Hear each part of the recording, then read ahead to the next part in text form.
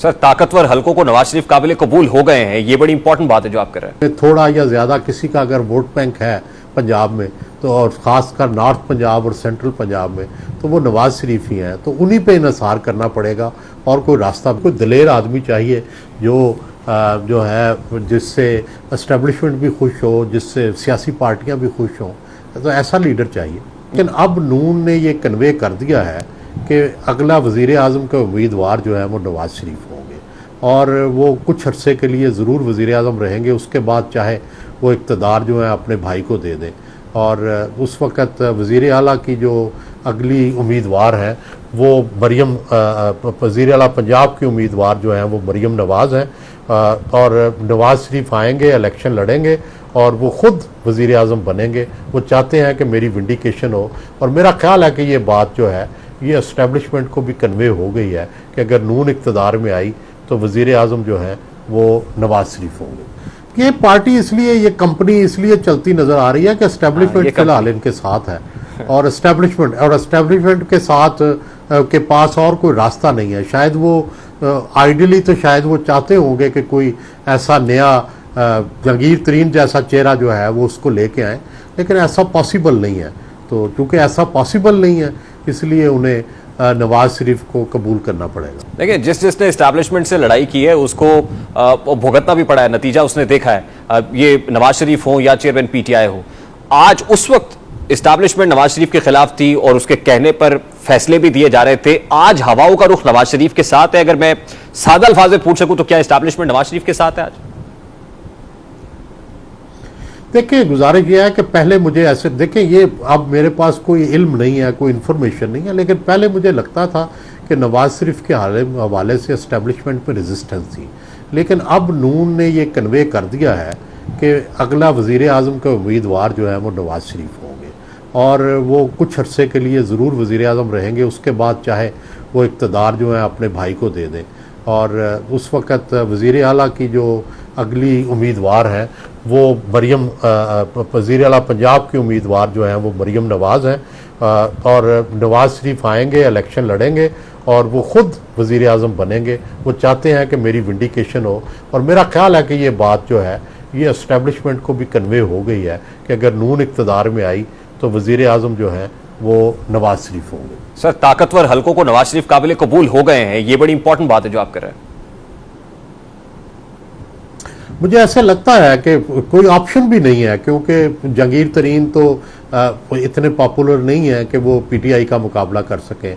Peoples party की पंजाब में position नहीं है, तो एस्टेब्लिशमेंट को भी जाहिर है वही कार्ड्स खेलने हैं जिन पे वो जीत सकें।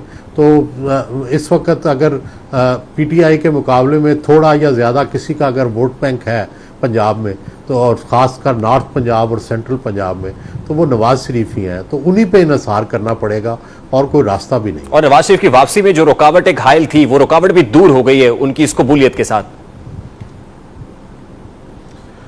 जी, मुझे लगता है कि जस्टिस बंदियाल के जाने के बाद सारी रुकावटें दूर हो जाएंगी। ठीक, देखिए, इस हुकूमत के पास ये चॉइस मौजूद है कि 1 साल के लिए अपने आप को लंबा कर ले, फाइनेंशियल इमरजेंसी के नाम पे या किसी इमरजेंसी के नाम पे। लेकिन इसमें भी ज़ाहिर है एक सियासी मुश्किल होगी कि IMF की जब आप शराइत पूरी करेंगे तो उससे आप अनपॉपुलर भी होंगे, आपको महंगाई का मज़ीद सामना भी करना पड़ सकता है। तो लेकिन शहबाज शरीफ शायद ये रिस्क लेने के लिए इसलिए तैयार हैं कि अभी अगर फ़ौरन इलेक्शन होते हैं या निगरान हुकूमत जो है उसको दिया जाता है इख्तियार, वो पता नहीं कैसे निकलेगी। इनको ये भी डर है पीपल्स पार्टी को और नून को, जो इनके खिलाफ ही चलना शुरू हो जाए और बिल्कुल एस्टेब्लिशमेंट की टूल बन जाए। वो चाहते हैं कि ऐसे हो, उनके सिंपैथेटिक भी हो और एस्टेब्लिशमेंट भी उसको सपोर्ट करे। तो अब क्या ये ऐसा हो सकेगा, ये देखने को बाद में। तो सिलवट साहब, अभी तक ये फैसले नहीं हुए, क्योंकि इतला तो ये थी कि दुबई में मुलाकातें जो हो रही है इन्हीं फैसलों के लिए हो रही है कि इलेक्शन फ्रेमवर्क क्या होगा, आने वाली हुकूमत की साख्त कैसी होगी, उसमें कौन होगा। ये बिला नतीजा खत्म हो गई वो मुलाकातें जो दुबई में हो रही थी। मेरा ख्याल है इस पे इब्तदाई बातचीत तो हुई है, लेकिन मेरा ख्याल है कोई फैसले नहीं हुए। ये फैसला एस्टैब्लिशमेंट करेगी फिर ऐसे नाम का, या पीपल्स पार्टी और PMLN की भी से होगी उसमें? मेरा ख्याल है मिलजुल के होगा। सर, फिर ये गिलगित बल्तिस्तान के अंदर जो कुछ हुआ है उसके अंदर तो बड़े बुरे तरीके से एक्सपोज हो गया ये इत्तेहाद के, जिसमें 4 सीटों वाला भी अपना सीएम का कैंडिडेट ले आया, 3 सीटों वाला भी ले आया, हत्ता कि 1 सीट वाली जेयूआईफे भी अपने कैंडिडेट को नॉमिनेट कर दिया चीफ मिनिस्टरशिप के लिए। उसमें तो ऐसे लगा कि जैसे इस इत्तेहाद में कुछ भी अच्छा नहीं है और इस हुकूमत का अल्टीमेट मुकाबला इसी अपने साथ ही होगा फिर। जी, मेरा ख्याल है कि इलेक्शन तो ये इकट्ठे नहीं लड़ेंगे, लेकिन इलेक्शन के बाद फिर इकट्ठे हो जाएंगे, क्योंकि इनके पास जो है वो और कोई रास्ता नहीं है। जितनी देर तक पीटीआई मौजूद है उतनी देर तक इनका इत्तेहाद टूटता बनता रहेगा, लेकिन इनके मफादात एक हैं, चूँकि पीटीआई के खिलाफ हैं ये सारे, तो इसलिए इस इत्तेहाद में रहेंगे। हुकूमत में रहना है तो इकट्ठे रहेंगे। मेरा बड़ा सादा सा सवाल है, आपने कहा था कि पार्टी नहीं चलेगी चेयरमैन पीटीआई के दौर में, ये पार्टी जो इस वक्त है ये चलती हुई दिखाई दे रही है आपको? ये पार्टी इसलिए, ये कंपनी इसलिए चलती नजर आ रही है कि एस्टेब्लिशमेंट फिलहाल इनके साथ है, और एस्टेब्लिशमेंट के साथ के पास और कोई रास्ता नहीं है। शायद वो आइडियली तो शायद वो चाहते होंगे कि कोई ऐसा नया जंगीर तरीन जैसा चेहरा जो है वो उसको लेके आए, लेकिन ऐसा पॉसिबल नहीं है।